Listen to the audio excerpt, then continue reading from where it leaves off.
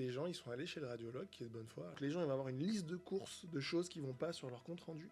Si on fait des IRM, on voit de tout. Juste une question un peu pour conclure le sujet, c'est en fait quelqu'un qui se plaint de rien, globalement il doit pas venir au voir.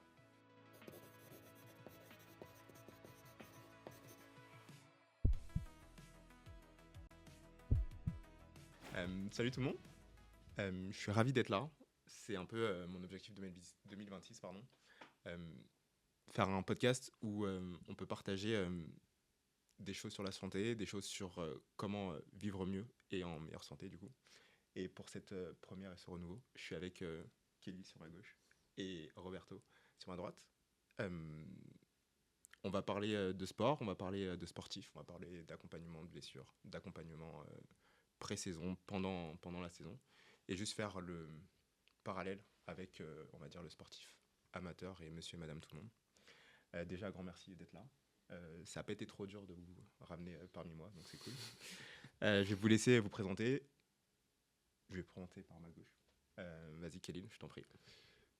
Alors bonjour, merci pour l'invitation. Je sais que c'est quelque chose qui te tenait à cœur. Je trouve que l'idée est géniale, donc je suis ravi d'être là. Et en plus, le commencer avec vous deux, ça me remplit encore plus de joie parce que je sais qu'il y a beaucoup de concepts qu'on partage, avec une vision qu'on partage. Donc j'espère que ça va être super intéressant. Je suis Kélil Baba Issa, kinésithérapeute depuis bientôt 20 ans, avec une majorité de ma pratique qui se fait dans le sport. Donc une partie dans le sport de haut niveau et une autre partie dans le sport amateur, où je soigne monsieur et madame tout le monde, avec une spécificité d'exercice qui est plus sur l'orthopédie et la traumatologie, donc le musculo-squelettique. Je prends donc en charge des patients en cabinet, mais aussi en club ou pour des fédérations, notamment la Fédération française de golf. Je bosse pour une équipe de volley ici à Fréjus, en Pro B. Donc ça, c'est pour la partie professionnelle. Et puis, voilà, c'est déjà bien. Je dois parler un petit peu de ma carrière passée ou ça suffit? Non, Non. mais je partage un point commun avec Roberto qui travaille au CERS, c'est que j'ai eu aussi la chance de travailler au CERS pendant 10 ans par le passé. Et puis, voilà, que ça fait une transition vers toi, Roberto. Si tu veux te présenter, vas-y. Volontiers. Bonjour tout le monde. Déjà, merci Yann pour l'invitation. Je suis très très heureux d'être là parce que le sport, c'est un peu la passion qui nous a commune. Donc, ça me fait très très plaisir. J'espère qu'on pourra animer un joli débat. Je m'appelle Roberto Purello d'Ambrosio. Donc, il a choisi des intervenants avec deux noms de famille compliqués. Je suis médecin rééducateur au CERS de Saint-Raphaël. J'ai un passé sportif. Kelly l'a oublié de le dire, mais lui aussi, il était rugbyman. Moi aussi, c'est pour cette raison que je me suis retrouvé en France. J'ai démarré mes études et mon internat ici. Et je m'occupe surtout, presque exclusivement, de traumatologie du sport et de rééducation. Je fais partie du bureau de la Société française de traumatologie du sport et je travaille avec le Saint-Raphaël Handball, donc une équipe de première division, mais j'aime aussi m'occuper des sportifs loisirs, donc de madame et monsieur tout le monde, sont ceux qui peut-être nous motivent le plus, j'ose dire, pendant nos journées de consultation. Voilà. Et merci pour l'invitation. Avec plaisir. Top.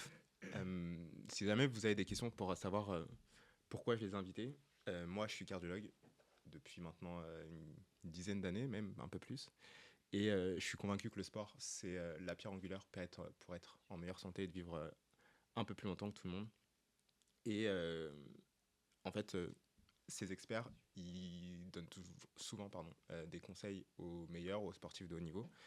Mais il y a parfois une frontière et une inaccessibilité à monsieur et madame tout le monde. Donc l'idée, c'est vraiment d'avoir les meilleurs conseils des meilleurs experts pour vous. Et on va commencer par le bilan pré-saison, quelque chose qui, moi, me concerne en tant que cardiologue, mais j'aimerais bien avoir votre ressenti, votre expertise sur comment ça se passe, et toujours avec le parallèle avec le haut niveau et pas le bas niveau, mais sans vous manquer de respect, mais le loisir. On va commencer par toi, pour pas faire de jaloux. Oui, il y a pas, il y a quelques différences, mais pas énormément, malheureusement, parce que et je me suis aperçu dans des clubs semi-pro et reçoit des joueurs qui sont censés venir avec leur carnet médical, avec leur dossier, qui est très souvent très incomplet. Je ne sais pas si c'est une question d'assurance, de contrat ou autre, mais on découvre des choses lors du bilan médical. Parfois après que le contrat il a été signé. Donc je parle pas forcément de mon club actuel, parce que j'ai eu la chance de travailler dans d'autres clubs auparavant, et on se retrouve devant clairement un CV des sportifs, donc des lésions ligamentaires, osseuses, arthrosiques, toutes lésions, toutes blessures confondues, qui étaient, on va dire, passées un peu à la trappe lors des entretiens pré-saison faits par les dirigeants, faits plutôt par les staffs techniques, et qui devront quand même être pris en charge, peut-être pendant la saison, pour éviter justement d'avoir des arrêts, d'avoir des abstentions du terrain plus ou moins prolongées. Et on est obligé de faire des bilans de pré-saison chez les pros. Les sportifs loisirs ne le font pas, donc ils arrivent très souvent quand c'est trop tard. Mais il y en a, j'avoue, sportifs loisirs qui sont quand même acharnés, sportifs confirmés, qui connaissent leur corps, notamment le sportif un peu vieillissant. Et quand je dis ça, je pense à partir de 30-35 ans, parce qu'on a déjà une certaine maturité sportive, on a déjà de l'expérience. Des gens qui préfèrent prévenir. Il y en a qui viennent consulter parce qu'ils veulent se lancer dans une nouvelle compétition, un nouveau défi, parfois dans la même discipline, parfois dans une autre discipline. Elles veulent savoir un peu plus, elles veulent savoir s'ils sont aptes à le faire. Donc c'est vrai, souvent c'est une question qu'ils viennent te poser, parce que c'est très souvent la tolérance aux efforts qui nous intéresse. Mais c'est parfois aussi chez moi me dire, écoute, moi j'ai eu ce type de lésions et autres, est-ce que tu penses que je vais tenir le coup? Est-ce que tu penses que je pourrais encaisser? Et là, je pars avec ma batterie de tests plus ou moins spécifiques pour essayer de lui apporter une réponse, tout en sachant que très souvent, c'est très prévisionnel, ce qu'on peut leur dire, parce qu'on n'aura jamais des certitudes. Je peux rebondir sur... Vas-y, rebondis. Alors, en fait, il y a plein de sujets que tu viens d'évoquer avec lesquels je suis d'accord. Je vais même aller un peu plus loin. Déjà, et tu l'as souligné, je trouve qu'il y a des pros qui se comportent comme des amateurs, et tu as certains amateurs qui se comportent vraiment comme des professionnels. Et ça, c'est vrai. Et de ce fait, le sujet qu'on traite, il est plutôt poreux parce que tu peux vraiment être surpris parfois en effet de l'implication que va avoir un monsieur et madame tout le monde par rapport et très déçu parfois par certains sportifs qui sont censés être professionnels et qui au final arrivent comme tu disais avec des bilans incomplets, des fois des motivations qui sont pas vraiment bonnes et voilà. Et en ce qui concerne le bilan de pré-saison, il y a deux choses. Je pense en effet le bilan d'aptitude qui te concerne peut-être même plus toi avec les bilans cardio, etc. pour être sûr pour pouvoir détecter les grosses pathologies éventuelles qui pourraient poser un problème qu'on a vu à un moment donné dans le foot là où il y avait beaucoup de morts subites chez les footballeurs, etc. Et un petit peu, et ça c'est un peu plus notre partie je pense avec Roberto, mais tu me diras si tu es d'accord ou pas avec ce que je dis, c'est cette volonté de prévenir une hypothétique blessure qui pourrait arriver dans la saison. Et ça, je trouve que c'est beaucoup plus compliqué pour nous à prévoir. Mais du coup, comment vous faites? Parce que moi, je suis clairement dans la cible. J'ai 35 ans. Je me rends compte que j'ai pas le corps de 20 ans. Je me suis blessé 2-3 fois. Et du coup, qu'est-ce que tu fais et qu'est-ce que tu conseilles pour ce genre de personnes qui anticipe une éventuelle blessure, enfin, ou des blessures déjà présentes et éviter qu'ils récidivent. C'est quoi les top 3 à penser ou... Alors, c'est vraiment cet objectif de pouvoir détecter et de voir dans le futur qui va se blesser. Roberto, tu pourras peut-être le dire aussi. Dans toute la littérature scientifique qu'on peut éplucher, pour le moment, on n'a pas réussi à trouver de vrais facteurs. C'est-à-dire quelqu'un qui arrive avec une page blanche et qui te dit est-ce que dans 2 mois, 3 mois, je vais avoir telle ou telle pathologie, tu peux faire toutes les batteries de tests que tu veux, tu n'as aucune certitude sur le fait que tu vas pouvoir la détecter. Sauf si, et en fait c'est le seul facteur qui permet de prévoir une blessure dans le futur, c'est que la personne a déjà été blessée. Voilà, okay. C'est le seul facteur, tu viens, tu as déjà eu une entorse de cheville avec une problématique de cheville, voilà, bah ça, on sait pertinemment que ça va te créer une... Alors, c'est une probabilité, hein, on ne peut pas faire le raccourci de dire tu as eu une entorse de cheville une fois, tu auras nécessairement un problème toute l'année, mais tu as plus de probabilité que quelqu'un d'autre d'avoir une entorse de cheville. Donc là, on peut mettre des choses en place. Mais je dirais, C'est la seule chose qu'on peut faire. Après, la prévention, dans un sens un peu plus global, on va peut-être enfoncer des portes ouvertes, mais c'est l'hygiène de vie, quoi. C'est un bon sommeil, une bonne alimentation, être régulier dans ses efforts. Enfin, Non, mais je suis assez d'accord. il n'y a pas de recette. pas de secret, Ouais, il n'y a on pas de va pas secret. inventer l'eau chaude. Je vais peut-être décevoir tout le monde ici en disant ça. Je suis désolé, mais on n'a pas C'est vrai de recette. qu'on ne peut pas prévoir quelque chose, on n'a pas l'espèce de cristal qui nous dira écoute, tu vas développer ça dans 6 mois. C'est les antécédents qui vont nous guider. Parfois, on peut avoir certains morphotypes qui peuvent nous guider. Quelqu'un qui se lance sur un sport de course, j'analyse un peu la foulée, la marche, s'il y a un vis statique ou dynamique, un pied plat, un pied creux, je peux peut-être suggérer un appareillage, semelle orthopédique, ou peut-être quelque chose d'instrumental, une échographie ou autre. Mais il y a des gens qui arrivent déjà avec une IRM du dos, des échos de cheville, alors ils sont pas mal, hein.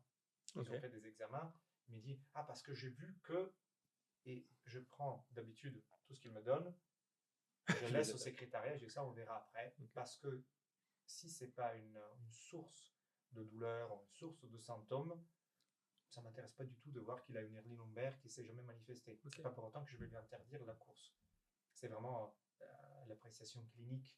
Je me fie plutôt au sens clinique et au passé du patient, du sportif, que je peux lui conseiller ou pas une activité bien identifiée et quel type de protocole mettre en place pour y arriver.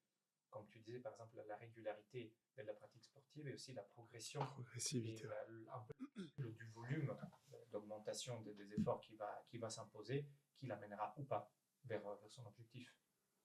Top.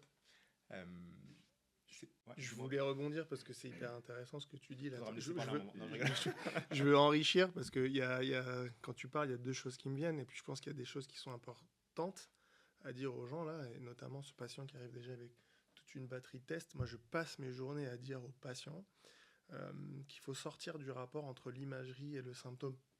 On a beaucoup de gens qui pensent qu'en ayant fait une radio, on peut tout voir, tout détecter et que c'est le seul critère qui va être important à prendre en compte pour pouvoir évaluer son état.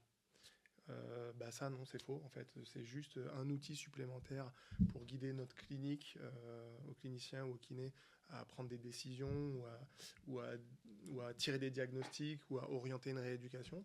Mais c'est un message qui est important à passer aux patients, c'est on ne traite pas des radios, on traite des gens avec des symptômes et des signes, et il faut arrêter de focus absolument sur ces imageries.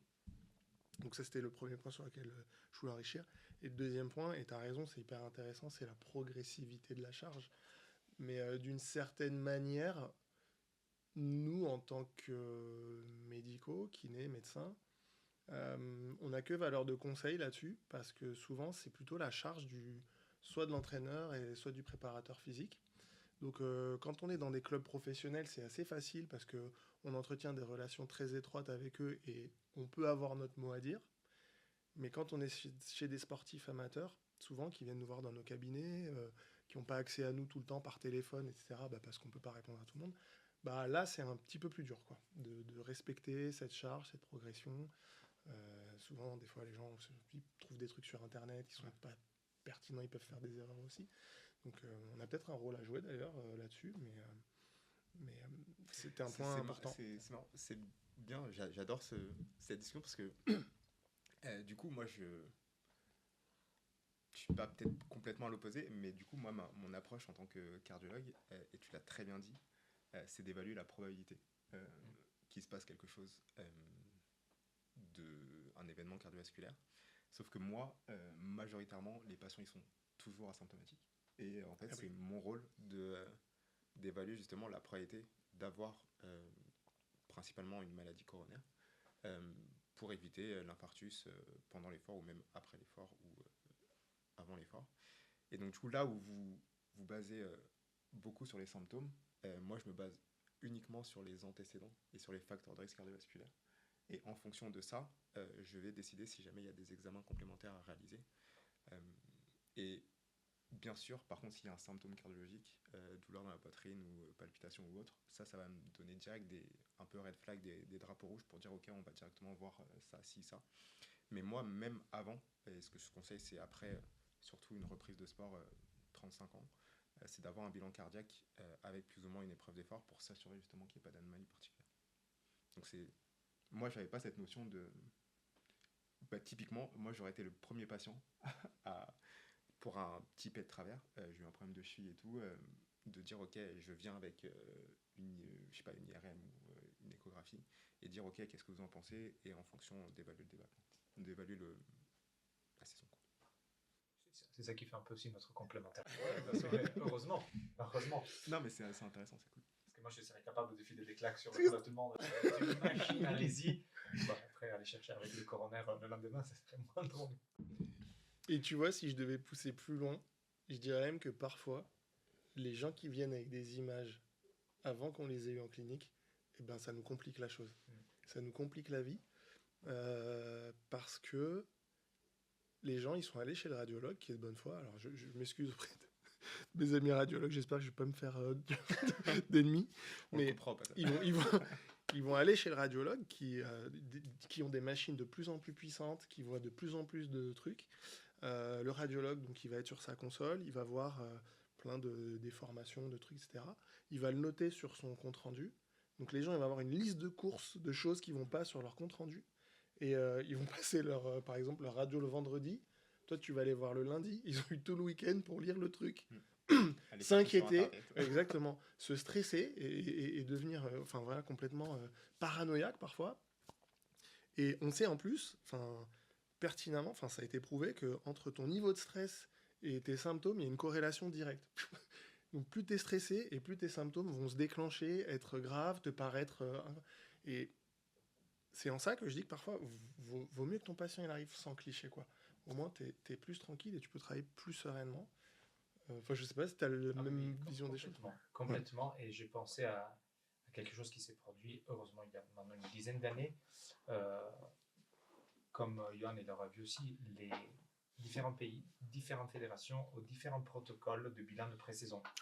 Donc, le patient doit faire un ECG au repos, ou plutôt d'effort. Il n'a pas 40 ans, il en a 39,5, mais si je suis au Canada, il faut que je le fasse à 30 ans. C'est très, très variable. Très hétérogène, qu'on essaie quand même d'aller grosso modo dans la même direction. Je reviens un peu aux examens d'imagerie. La Fédération française de rugby a essayé de mettre en place, de faire un vrai tri sur les IRM de la schisme cervicale du rugbyman, des premières lignes. Si on fait des IRM, on voit de tout, surtout sur une première ligne. Des canaux étroits, des hernies, de bec arthrosique. Il y a vraiment de tout. Et il y a parfois des piliers qui n'ont rien du tout, mais néanmoins des IRM qui sont incompatibles avec le jeu. Du coup, les assurances sportives ne les prennent pas en charge. Les agents, on ne pourra rien faire pour eux parce que des équipes n'iront pas les prendre. Du coup, la FEDA essaie de mettre en place des vrais critères radiologiques décisionnels. Si tu n'as pas l'item A plus l'item B, tu pourras jouer en première ligne, même en top 14. Okay. Si tu les as, tu ne pourras pas jouer en top 14, mais peut-être en Pro D2. Donc, c'était bien standardisé. Okay. Toujours parce qu'on ne peut pas se fier uniquement aux IRM. C'est l'IRM, c'est la clinique. Ok, et mais du coup, ma question, c'est quoi la différence entre jouer dans le top 14 et les règles de la mêlée peuvent changer. Donc, d'accord. Top 14 et Pro D2, on a le droit à un certain type de poussée et à un certain gain territorial lors de la poussée, alors que dans les catégories mineures, tu n'as pas le droit au même impact et à la même poussée. Ok, trop bien. Juste une question un peu pour conclure le sujet, c'est en fait quelqu'un qui se plaint de rien, globalement il ne doit pas venir au voir. J'ai poussé la question, j'ai fait exprès. Je me permets, pas forcément. D'accord. Parce que selon la pratique qu'il aimerait pratiquer, ou à laquelle il aimerait évoluer, il y a des choses. Sport de tir ou d'armée ou de lutte ou de course, c'est important d'évaluer des éventuelles hyperlaxités ou des asymétries articulaires qui peuvent exposer éventuellement à des entorses si on parle de membres inférieurs. On parle des chevilles, par exemple, des chevilles potentiellement instables parce qu'on a une hyperlaxité constitutionnelle ou acquise au cours de certains micro-macro-traumatismes. peut ne pas être vraiment compatible avec quelqu'un qui veut faire de l'ultra-trail, qui au bout de 60 km fatigue, ses capacités de réaction et proprioceptive commencent à diminuer. Là, il y a un risque d'entorse, effectivement. Donc pourquoi pas le mettre en évidence en amont et essayer de prévenir des éventuels traumatismes.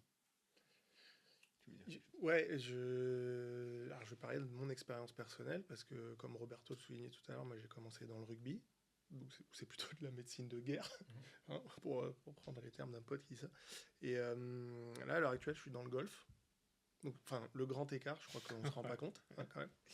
Et alors souvent, la question qu'on me pose, mais qu'est-ce que tu fais dans le golf finalement? Il n'y a pas de blessure. Alors, il n'y en a pas tant que ça, même si c'est un sport où il y a vraiment un entraînement à répétition qui fait que finalement, bah, ça paraît fou de prendre un club et de tirer une balle, mais il faut voir que les gars, ils font ça 200 fois par jour, quoi. Enfin, donc, Tous les jours. exactement, tous les jours, 200 fois par jour. Donc, c'est vraiment, ça déclenche ce qu'on appelle des overuse injuries, excusez-moi pour l'anglicisme, mais c'est ouais, donc des pathologies de surutilisation. Et du coup, j'ai dû un petit peu changer mon logiciel quand je suis rentré dans le golf et je me suis rendu compte au final qu'on pouvait avoir aussi un rôle sur l'amélioration de la performance. Comme tu disais, c'est un sport de tir où les amplitudes articulaires sont très très importantes. Là où on est vraiment dans le détail. Alors en plus, pour le coup, les golfeurs dont je m'occupe, le moindre détail compte, etc. Et parfois, comme tu disais, cette petite amplitude d'épaule de 5 degrés qui te manque du côté droit te permet pas de jouer comme tu as envie de jouer, de faire le geste comme tu as envie de faire et de mettre la balle où tu as envie de la mettre. Et là, il y a des demandes des fois du coach de me dire est-ce que tu veux pas l'évaluer parce que son mouvement il est pas bon, il est pas pur. Est-ce que tu veux pas regarder s'il n'y a pas quelque chose à son épaule? Donc, des fois il y a. Et des fois mon rôle aussi c'est juste de dire ben anatomiquement il n'est pas capable d'opérer à la demande que tu lui fais techniquement. Donc laisse tomber, arrête d'essayer de lui apprendre ce truc, tu peux pas. Et des fois c'est ok, anatomiquement il pourrait faire ce que tu lui demandes. C'est juste que toi, en tant que coach, il faut peut-être que tu passes par une voie différente, un exercice différent pour lui apprendre le truc. Et ça, c'est une grosse demande que j'ai notamment dans le golf. Mais je pense qu'on peut transposer ce genre de démarche à d'autres sports, à mon avis. Alors là, je vois pas lesquels parce qu'on n'y a pas réfléchi. Si vous en voyez un, peut-être vous pouvez m'aider. Mais en tout cas, moi, j'ai cette expérience-là aussi où mon rôle, il est passé vraiment de réparer des corps blessés et meurtris à préparer des corps sains à aller vers plus de performance, quoi.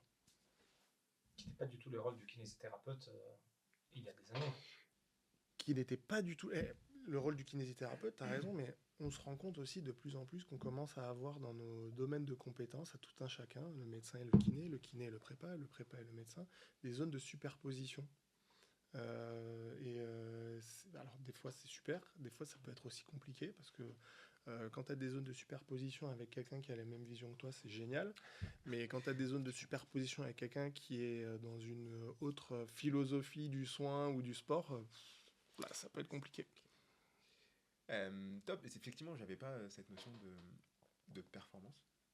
Du coup, moi, honnêtement, quand je vous ai invité, c'était plus la notion de prévention, de savoir quoi faire pour éviter. Mais cette notion de performance, je savais pas que tu pouvais être une pièce du puzzle pour que le sportif performe. Moi, c'était juste globalement si ça va pas ou s'il y a un truc qui va pas, ok, on fait appel à toi. Ou après en récupération, voilà. Mais non, côté performance, j'avais pas idée. Mais c'est cool, c'est trop bien. Moi, Et un truc qu'il a dit de façon un peu voilée, c'est aussi le rôle du kinésithérapeute dans l'accompagnement, le rôle de ta présence au sein d'une équipe, au sein de, enfin, justement, c'était le deuxième sujet. C'est trop bien. C'est trop cool. À côté de l'athlète, parce qu'il y a aussi le côté psychologique de l'athlète, cette envie de prendre un risque, de vouloir se demander le truc de plus qui fera peut-être une excellence dans son geste sportif ou au contraire un échec et une blessure, mais on l'aura préparé ensemble. On aura essayé de voir, de voir cette cible, de l'imaginer ensemble et de pouvoir l'atteindre. Et ça, effectivement, c'est pas simplement le kiné que tu vas voir en libéral, que tu vois une demi-heure. Effectivement, c'est le kiné qui te connaît, qui essaie de comprendre quelles sont tes ambitions de t'y amener.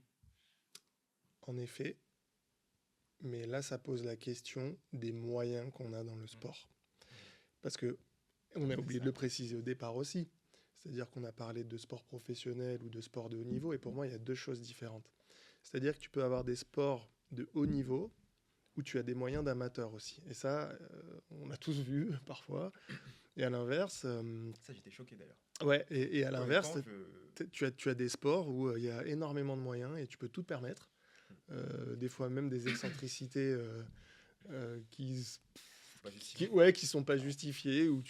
Enfin, vraiment, des fois, il y a des sports où il y a de l'argent à gaspiller et ça fait parfois même rentrer du charlatanisme un peu dans le staff, avec toujours la recherche de la nouveauté, etc. Enfin, et donc, le fait de pouvoir prendre son propre kiné perso pour faire de l'augmentation de la performance, clairement, ces gens-là, je les ai pas au cabinet tous les jeudis, quoi.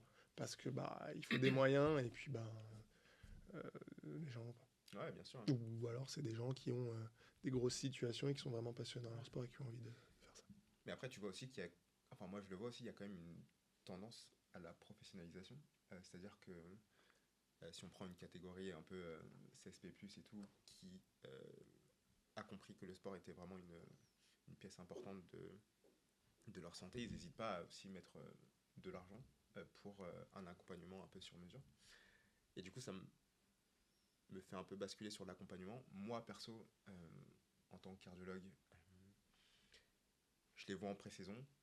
Et après, normalement, je les revois pas après, à part si malheur, qu'on va pas souhaiter. Mais voilà, vous, comment ça se passe pour, on va dire, le sportif sain sur sa saison professionnelle? Vous les voyez à quelle fréquence? Vous faites attention à quoi? Ouais, si jamais il y a des petits détails que vous pouvez nous partager. Alors ça va beaucoup dépendre du sport et de la temporalité de la saison. Je prends l'exemple du volley, qui est une saison régulière avec un match quasiment tous les week-ends, qui commence en grosso modo septembre et qui finit fin mai, avec une trêve au mois de décembre. C'est à peu près tous les sports collectifs sont comme ça. Tu vas prendre le handball, le foot, etc. C'est à peu près tout. Tu as grosso modo toujours la même temporalité qui va être tu as le match, donc soit le samedi, soit le dimanche. Le retour, quand ils jouent à l'extérieur ce jour-là, ils vont arriver le lundi.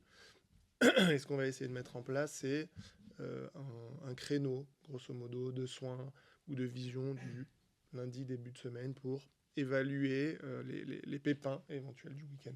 Okay. Alors ça, c'est fait dans les clubs professionnels, mais ça peut être mis en place aussi chez les sportifs amateurs. Je me suis occupé pendant longtemps du club de rugby local, le CARF, pour ne pas le citer. Salut les copains.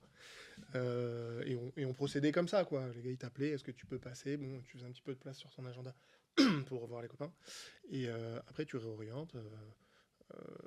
Est-ce que tu as vraiment besoin que je te revoie dans la semaine? Et dans ces cas-là, tu les revois 1, 2, 3 fois dans la semaine jusqu'au dimanche s'il a la possibilité de rejouer ou pas. Ça, c'est le premier exemple. Et puis après, tu as d'autres sports avec des gros objectifs. On va prendre, je sais pas moi, les triathlètes, les marathoniens, les sprinters, où ils vont avoir 3, 4, 5 grosses échéances dans la saison, où là, ta temporalité, elle est complètement différente, et tu as moins cette urgence hebdomadaire de devoir gérer vite, rapidement, mais par contre, tu as plus de pression. C'est-à-dire que une blessure qui survient 3 semaines ou 15 jours avant l'arrivée d'une de tes échéances majeures pour laquelle tu t'es préparé depuis 6 mois, c'est pas pareil que quand tu dis à un joueur de handball, par exemple, bon, ok, ce week-end tu joues pas, mais c'est pas grave, on a une trêve et tu pourras reprendre dans 15 jours, 3 semaines, parce que la saison est longue et que tu as 20, 25 matchs pour te rattraper, quoi. Enfin, oui, complètement. Et dans les sports co, encore une fois, on peut se permettre d'anticiper, presque de prévoir un peu. On sait qu'on a un enchaînement de matchs, d'échéances, qui fait qu'en novembre, on a la plupart des blessures. En novembre, c'est une période qui est extrêmement dense, comme fin février-mars. Parce qu'on a eu des coupes internationales, de matchs à l'extérieur, il y a très peu de trêves. Et c'est le moment où les créneaux d'urgence sont toujours pris. Donc effectivement, comme Kelly, moi aussi je suis avec des créneaux d'urgence le lundi soir et le mardi soir pour tout ce qui est aussi échographie osteoarticulaire. C'était difficile de leur faire comprendre qu'il faut attendre 2 jours avant de faire l'échographie parce que le dimanche soir, on a la porte. Tu peux peut-être expliquer pourquoi d'ailleurs, parce que ça c'est une info importante pour les gens. Oui, bah clairement, moi. Bah oui, Excuse-moi, je veux pas te. il faut quand même le temps que la lésion Mais se je te laisse ma constitue. Non, je rigole. La lésion tendineuse et la lésion musculaire ne se manifestent pas immédiatement. La clinique, elle est immédiate, Ok. certes, mais là je parle d'ultrasonographie, donc de l'échographie. Ouais. Il faut du temps pour pouvoir avoir des altérations de l'écogénicité des tissus, donc de la réponse qu'on voit ensuite à l'écran. Ok. C'est pour qu'on ait une hypervascularisation, parce qu'on a une Ah, la réponse inflammation, inflammatoire, il ouais. faut attendre un tout petit peu, pour qu'on ait une belle lésion musculaire, une belle flaque d'une hémorragie musculaire. Ben, il faut un peu de temps aussi, parce que je risque juste de leur dire ça va très bien, va courir, parce que tu n'as rien du tout. Un faux positif. Ah oui, un un faux faux négatif. positif. Ouais, Et ok. donc, sport collectif, c'est peut-être plus facile. Depuis que je suis dans le sud, j'ai découvert la beauté du triathlon, parce que les gens ici s'entraînent non-stop toute l'année, C'est parce qu'il fait beau. Les pros sont peut-être plus faciles à gérer que les triathlètes loisirs. Il y a une échéance tous les week-ends.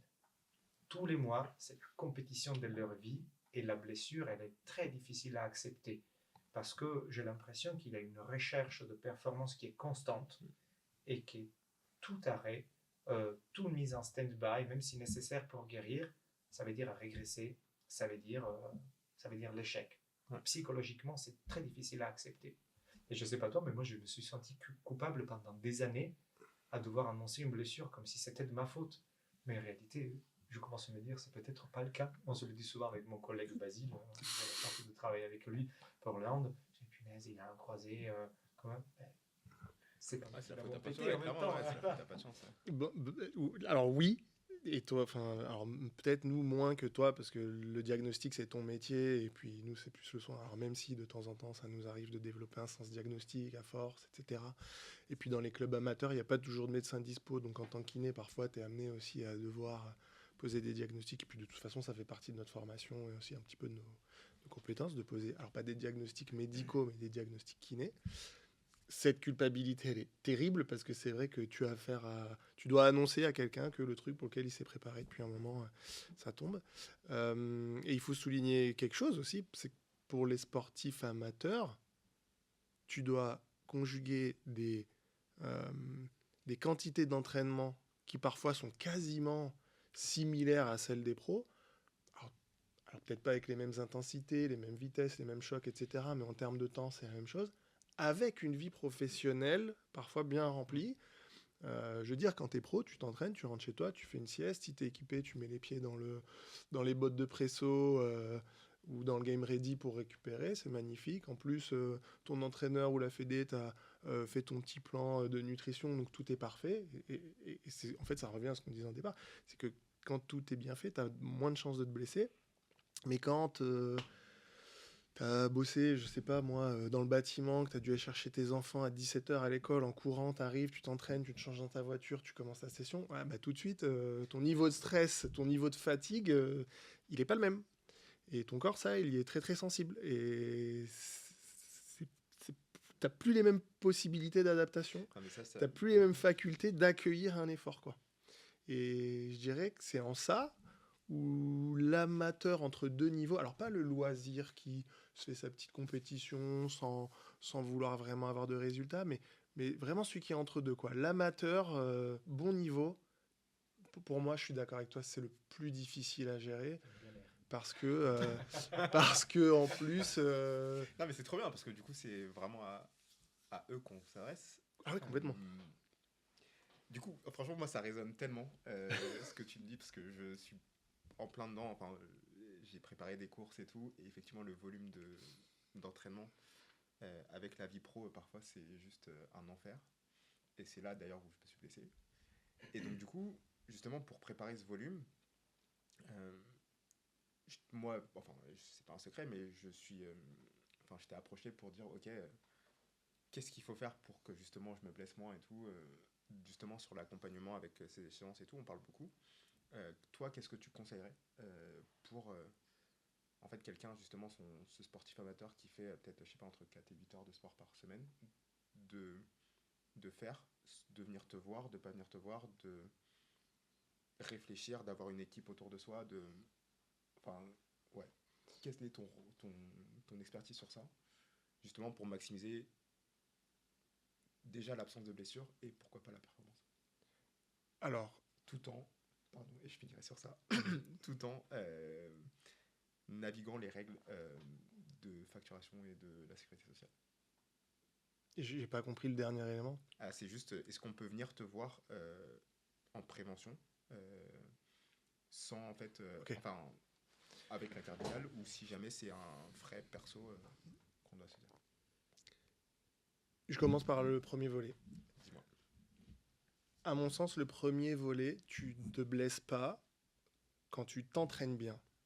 Et je dirais, allez, c'est un pourcentage, là, c'est pas une étude scientifique que j'ai faite, je dirais que 80% à 85% des blessures, c'est très très souvent une erreur d'entraînement. Une erreur de dosage de l'entraînement, à, à mon sens, à la louche. Euh, donc ça nous amène à se dire que la planification de l'entraînement a parfois été mal faite, ou pas bien faite, ou n'a pas pris en compte tous les éléments, ce qu'on vient d'évoquer. Parce que quand tu es coach et que tu donnes un plan d'entraînement à quelqu'un, Yoann Cavuet par exemple, bah, tu sais pas que cette semaine-là, il a eu 3 réunions par an prof, que machin. Donc c'est hyper difficile à évaluer ça. Je dirais qu'il faut bien choisir la personne qui nous crée le plan d'entraînement.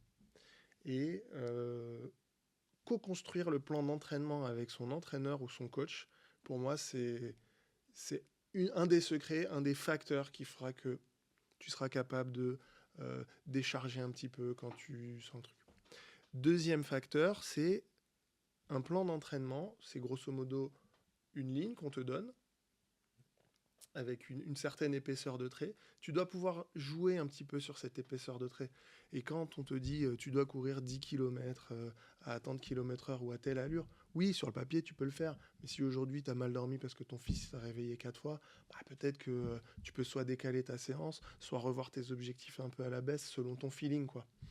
Et je pense que c'est un des secrets, c'est de ne pas rester scotché sur le plan et le respecter à la lettre et comprendre que l'entraînement, en fait, la constance de l'entraînement, c'est t'entraîner avec ta forme du jour. C'est méga important. Ah ouais, c'est super Mais important.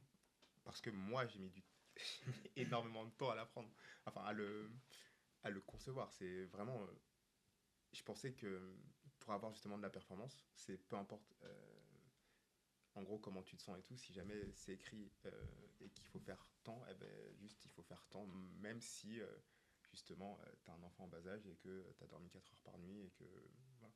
Mais je pense que c'est important que les gens l'entendent. Parce que moi j'ai encore maintenant C'est difficile à accepter. ah c'est vraiment Ouais. c'est horrible. Bah, pendant mes études de médecine du sport, je me rappelle les trois piliers que nous avait appris, et bien, ça m'est toujours resté bien figé dans la tête. C'est qu'un protocole d'entraînement doit être toujours adapté, personnalisé et progressif.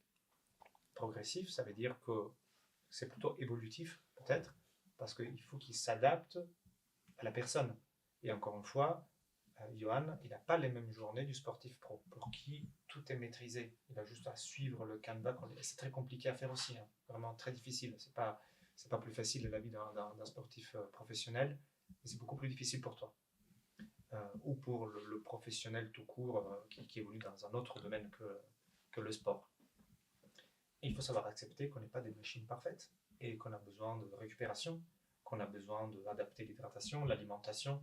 C'est vrai qu'il faut un accompagnement, c'est un corps médical et paramédical qu'il faut avoir tout autour, mais il faut avoir aussi du bon sens.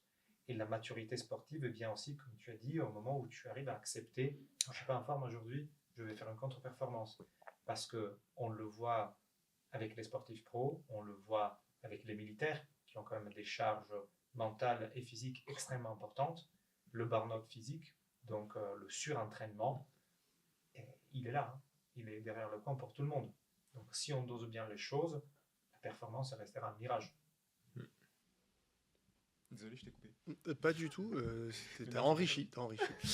Le deuxième volet dont tu me parlais, c'était cette prise en charge par la sécurité sociale. Il existe dans la nomenclature de la sécurité sociale, donc prévu par le Code de la sécurité sociale, des actes de prévention qui doivent être faits sur prescription médicale. Je ne veux pas dire de bêtises, je crois qu'il y a un cadre vraiment réglementé là-dessus. En tout cas, moi, j'en ai pas beaucoup. nous, en tant que kiné, on a plus, donc la prescription ou une réglementation prévue par la sécurité sociale chez quelqu'un qui s'est blessé, quoi.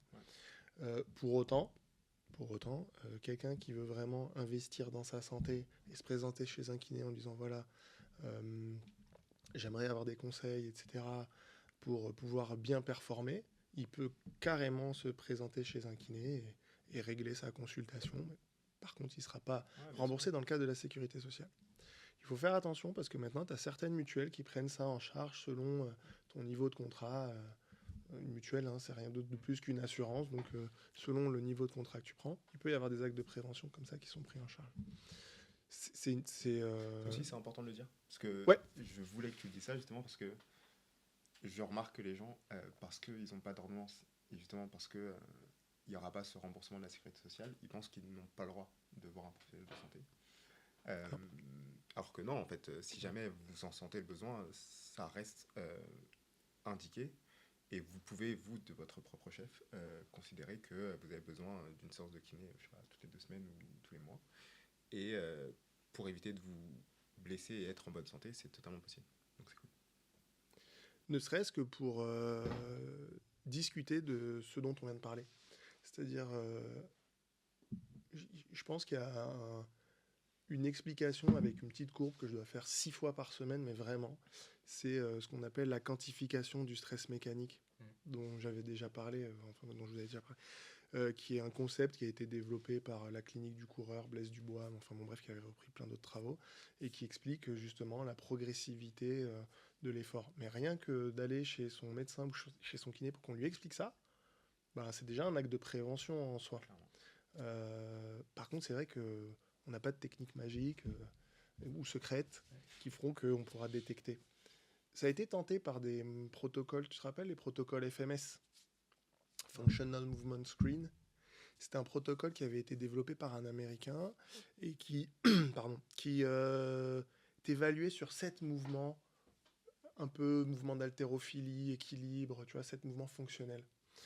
Et chaque mouvement était noté sur 3 points et qui donnait un score de 21. Sur 21, pardon. Et il avait émis l'hypothèse que si tu avais un score en dessous de 14 sur 21, tu étais plus propice à avoir des blessures. Ouais, ça a été une espèce de révolution, c'était dans les années 2000-2010. Ça a été une espèce de révolution, tout le monde s'est jeté dessus. Tout le monde s'est jeté dessus et tout en disant c'est bon, on a trouvé le secret pour trouver qui va se blesser. Bon, et après, ça a été démenti. Il y a eu d'autres études qui ont été un petit peu plus poussées, qui ont annulé le truc. Pour autant, c'est quand même un test intéressant parce que tu vois bouger les gens, etc. Tu vois comment ils font un squat, par exemple. Et rien qu'en faisant un squat, tu peux voir s'il y a des petites restrictions de mobilité et tu peux peut-être travailler là-dessus aussi. Mais même le fait d'avoir une restriction de mobilité ne veut pas nécessairement dire que dans cette articulation, tu te blesseras. Ça, on ne peut pas faire ce raccourci-là. Et je pensais, là, il y a un chirurgien de l'épaule qui opère à Nice, qui fait beaucoup de publications, qui a beaucoup d'expérience et d'expertise là-dessus. Il connaît tout de l'épaule, hein, l'épaule articulaire, l'épaule tendineuse, tout. Mais sa visite de contrôle, je la trouve vraiment fascinante, parce que lui, il fait son test. Mais à la fin, il te fait un courrier en disant le patient, il a ce jour 60%. Et il le dit parce que c'est le patient qui lui dit. La seule question qu'il lui pose, vous vous sentez à combien entre 0 et 100 65. Mais bien, vous êtes à 65%. Vous n'êtes pas prêt. Et c'est pas du tout le test de l'articulation qui va lui dire.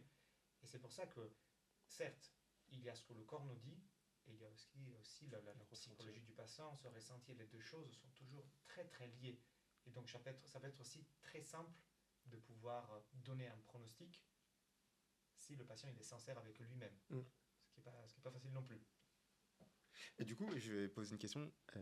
J'aime bien parce que je me mets à la place du patient. Vous, en tant que professionnel, comment vous séparez, comment vous pouvez conseiller aux gens?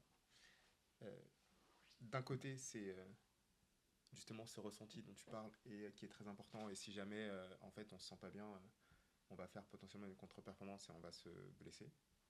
Et le deuxième, c'est moi, ce que je me dis tout le temps, c'est arrête de t'écouter, Yohan.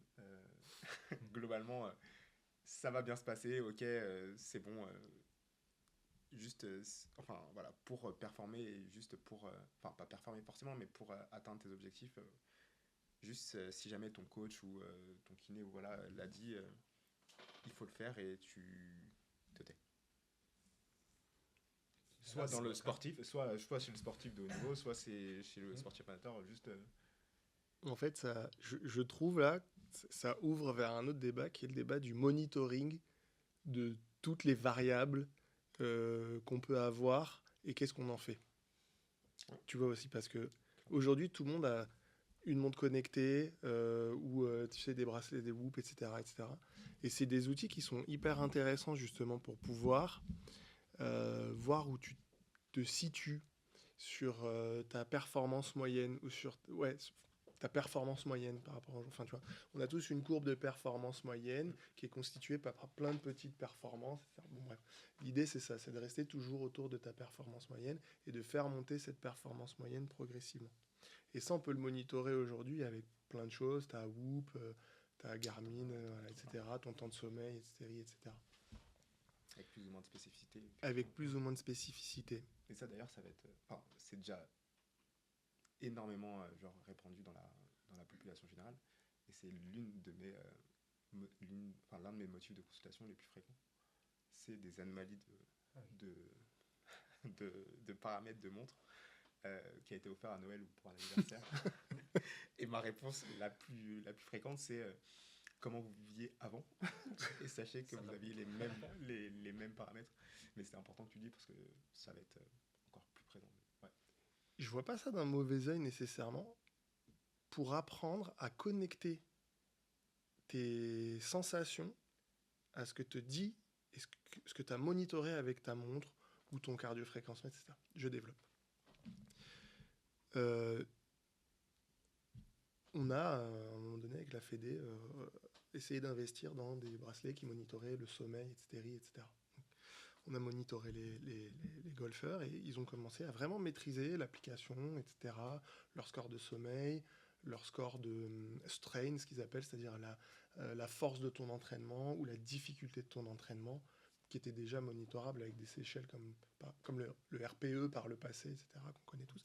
Voilà.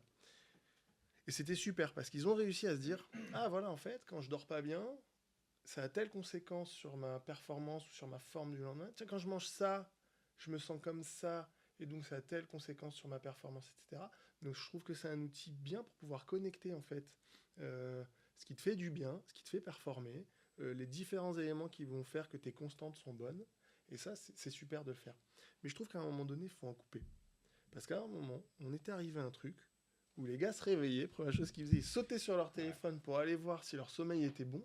Et si leur sommeil n'était pas bon, la journée était morte. C'est-à-dire que les gars, ah bah voilà. Il y avait un effet pervers. Oui, exactement. Il y a un effet pervers de ce monitoring de toutes les constantes tout le temps. Alors je trouve ça intéressant de se dire, ok, quand je suis fatigué, je me ressens comme ça, tu vois, et de reconnecter en fait à tes sensations du corps en interne. Et en vrai, on revient toujours à ça. Nous, en prévention et en médecine, alors attention, moi je mets la préparation physique de côté parce qu'ils ont besoin de beaucoup de constantes pour savoir jusqu'où ils peuvent pousser les curseurs. Mais nous, dans notre exercice, ça suffit de s'en tenir aux sensations des gens qui doivent bien se connaître. Et c'est ce que tu disais au départ, c'est plus facile de s'occuper des sportifs un peu, alors pas seniors, mais expérimentés. Et tout à l'heure, quand on discutait un peu off micro, un des événements marquants de notre vie professionnelle, ça me rappelle un peu une personne que j'ai rencontrée, donc qui était plusieurs fois champion au JO de VTT, de BMX, de VTT, pardon, qui maintenant se reconvertit à l'ultra trail. C'est quelqu'un qui a tout gagné dans sa vie et c'est une nouvelle discipline pour lui, mais il est à l'ancienne parce qu'il a quand même 44, 45 ans. Il a sa montre connectée, etc. Mais il se sent et il s'écoute. Donc, dans sa préparation, il devait courir 40 km, mais il était bien. Et il en a couru 80. Et du coup, on pensait à fracture de fatigue, on pensait à autre chose. Et finalement, c'était pas ça. Et ça s'est bien passé parce qu'il sentait que ça allait bien se passer.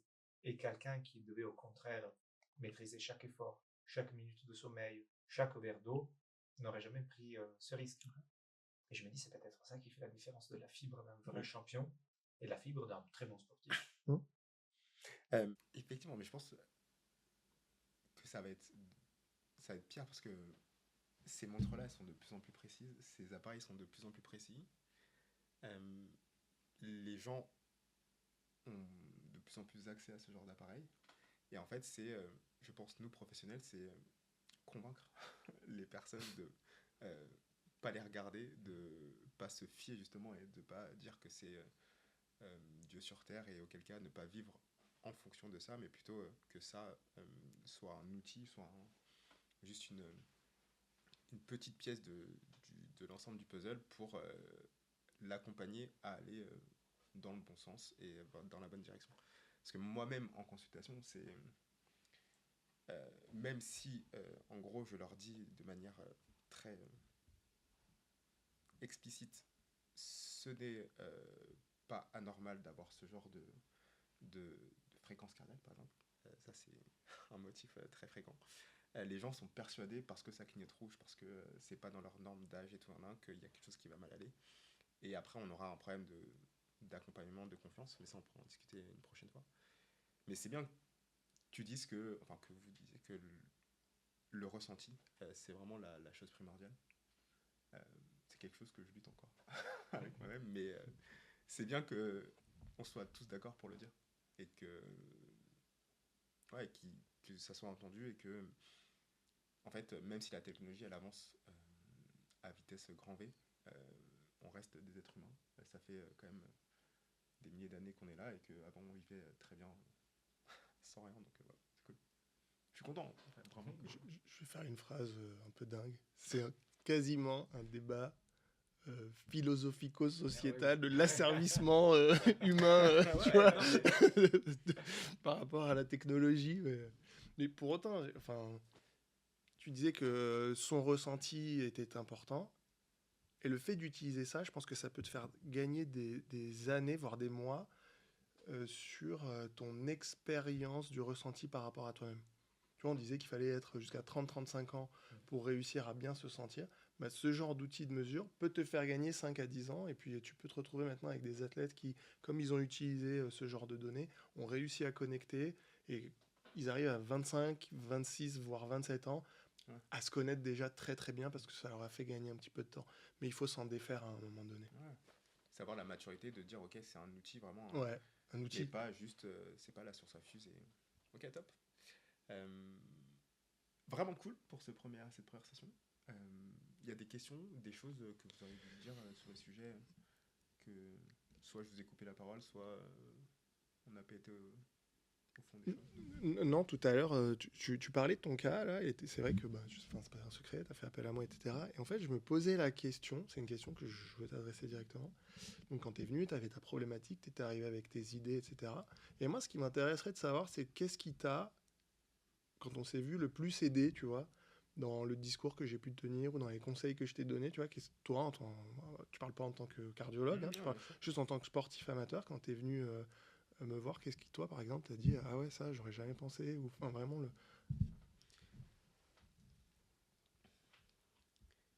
Finalement, t'as rien changé. Essaye de qualifier. Non. Non, en vrai, il y a deux choses. Je pense que ça m'a rassuré. Il y a beaucoup de choses que je savais déjà, mais de te l'entendre dire dans un univers un peu professionnel, patient, ça m'a conforté. Et après, il y a des choses que j'ai apprises, et notamment cette courbe, où tu m'as dit, bon, globalement, le contexte, c'est, j'ai préparé un trail, je me suis blessé durant cette préparation, j'ai une entorse de cheville, j'ai couru ce trail, et il s'avère que je n'ai plus 20 ans. Et en fait, cette blessure de cheville m'a enquiquiné pendant plusieurs mois, et je me suis dit, ok, il faut que je change un truc, ça va pas guérir tout seul, donc je suis venu te voir. Et moi, dans ma tête, c'était, bah, ok, genre zéro sport, et on va attendre que ça guérisse, et je vais juste faire des sports portés et tout. Et tu m'as un peu rassuré sur le fait que c'était pas inquiétant d'avoir mal, que c'était une information en plus pour voir où je me situe sur la guérison, et de me dire que je vais pas aggraver les choses. Euh, voilà. Et j'avais pas fait d'examen complémentaire. j'en avais aussi. Du coup, j'étais allé le voir avant.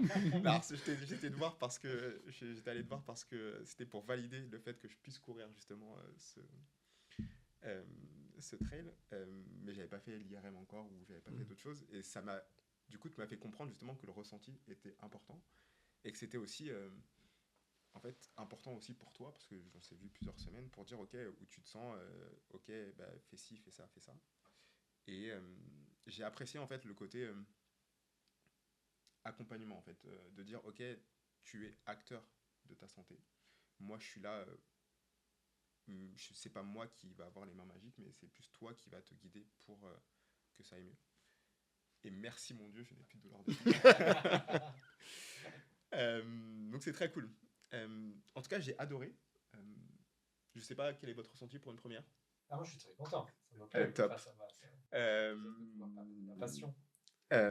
L'idée c'est vraiment de faire ça avec soit vous soit d'autres invités pour que je puisse apprendre et que vous aussi vous puissiez apprendre.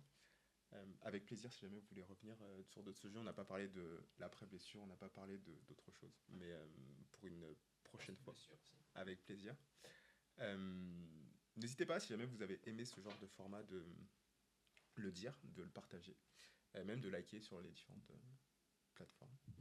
Et à bientôt. Merci à toi. Merci à toi. Bah, merci. Bonne soirée. On l'invite. Parce qu'on est fin de l'après-midi. Bonne soirée à tous. Et salut.